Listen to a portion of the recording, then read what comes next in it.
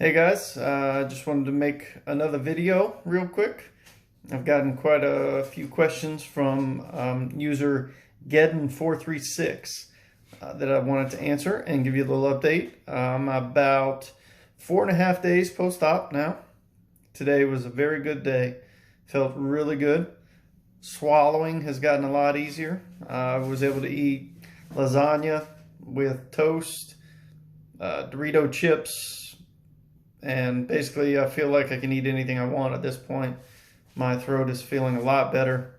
Got all of that swelling down to a minimum, and if there is any residual swelling there, the Motrin and Aleve are helping with that. So just to recap, I'm still taking Aleve every 12 hours and Motrin probably every 6 to 8 hours. And then the Percocet, I'm now spanning 6 hours in between doses. So the pain is definitely getting less and less.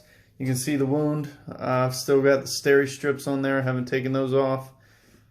I don't know how many stitches are under there. I'm sure I'll find out at my 2-week visit, which is not this coming Monday, but the following Monday. So to answer a few questions, what was the deciding factor to get this surgery? Basically, I'm 34 years old. I've got 3 kids, 5, 3, and 1. My right arm over here was losing sensation and losing strength, most importantly, in my tricep. Losing strength in your tricep makes you feel weak and susceptible to dropping things or not being able to lift things properly. And when you got a 1-year-old in your arm that's squirming all the time, it makes you a little nervous. So I actually stopped holding my 1-year-old daughter in my right hand and had to hold her in my left, which is my non-dominant arm, which just doesn't feel right. Made me feel nervous, like I was going to drop her almost as much as my right arm was making me feel nervous that I might drop her. So just not good.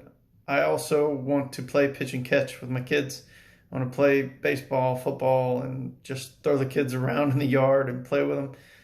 And I felt like I was young enough that I could get a surgery like this and heal from it and be able to have time to build the strength back in my arm that I lost and be able to lead a pretty normal life afterwards.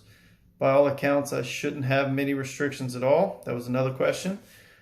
I don't think there will be any restrictions as far as my life goes because I'm not an athlete. I don't go to the gym and lift weights or anything crazy like that. I'm not getting into strongman competition. I might get into a fat boy competition, but I'm pretty sure I'm going to win all those. So I don't think there's any restrictions that I'm going to have to worry about.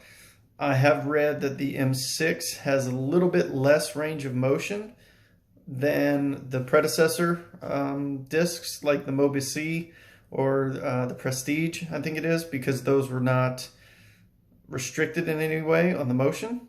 The M6 has that center disc, that squishy nucleus, and then the annulus is made of those fiber materials that actually resist the movement, which is much like your real disc does. So I think I might have a slight less range of motion than before, but compared to a fusion, I think it's still going to be much better. So 4.5 days post-op, this is how much I can move my neck. And the only reason that I'm not going further is because I feel it tugging in my incision, and I don't want to open that up. There's no pain in my neck whatsoever. And if I look down, I can look down pretty darn far, I feel like.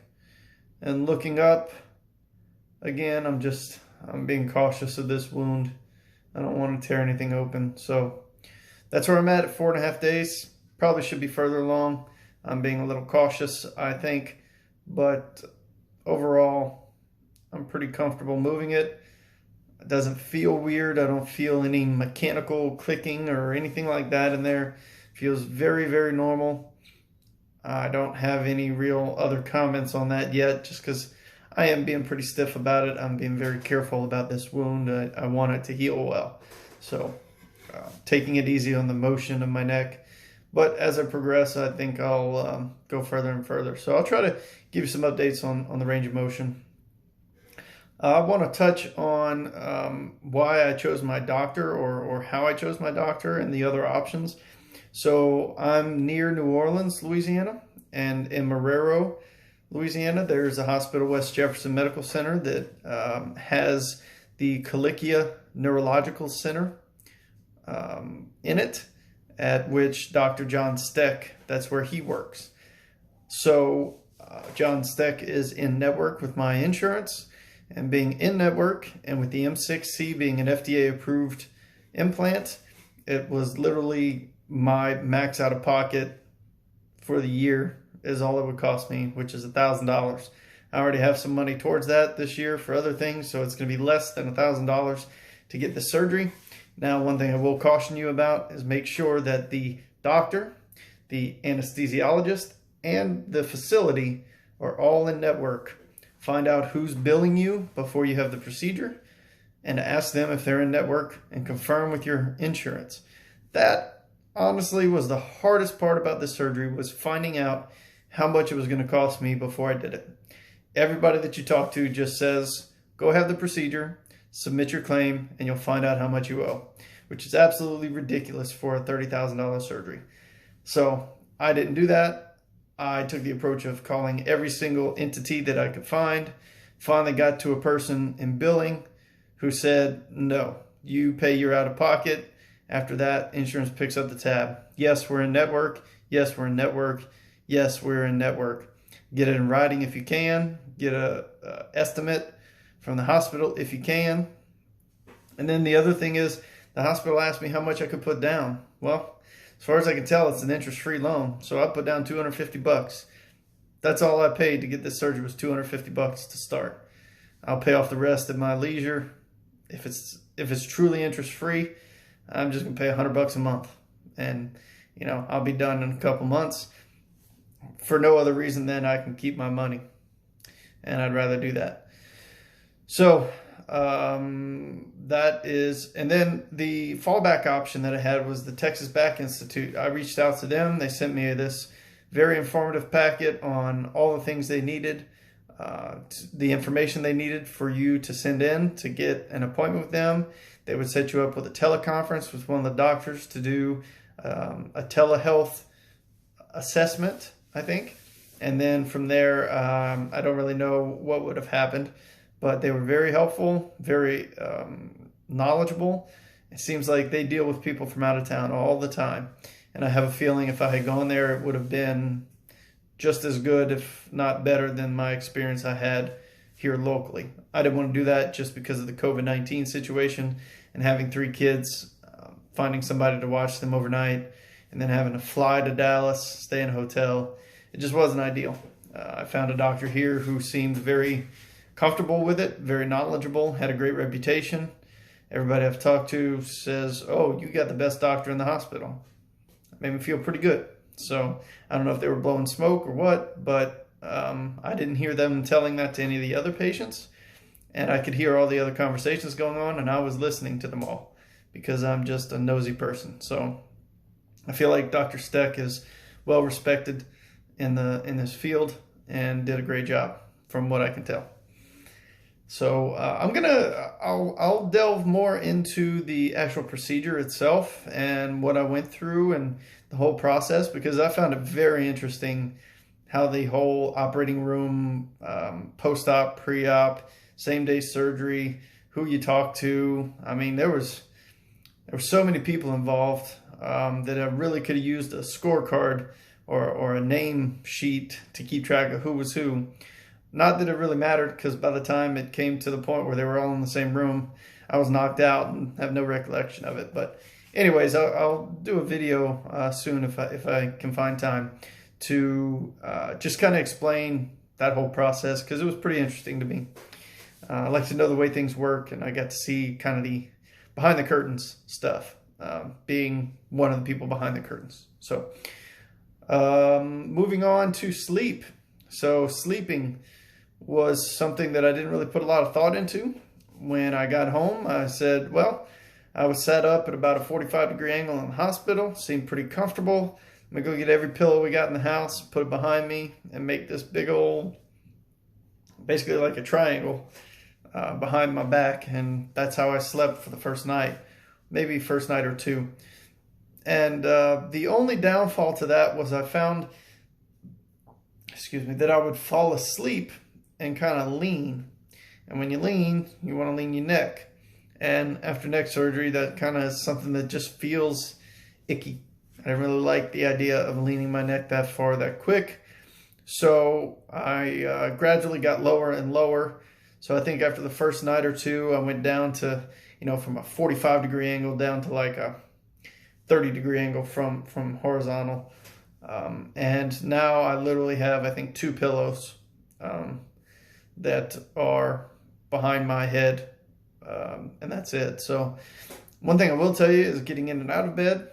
I don't know if I need to or not, but I actually put my left hand behind my head and I pull up with my head to move myself so that I'm not straining these muscles up here, because they are pretty tender. Even today, from about right here on up to the incision is sore to the touch, almost like a bruise. And then up here, obviously all around here is sore. So it's not painful. I could get away with no pain meds at all if it was just for that. It really doesn't hurt that much at all. If I start doing too many activities or doing too much work or anything like that, it'll start throbbing because of my blood pressure gets higher, and I can feel it, and I know I need to calm it down. So, but as far as sleeping goes, I sleep on my back.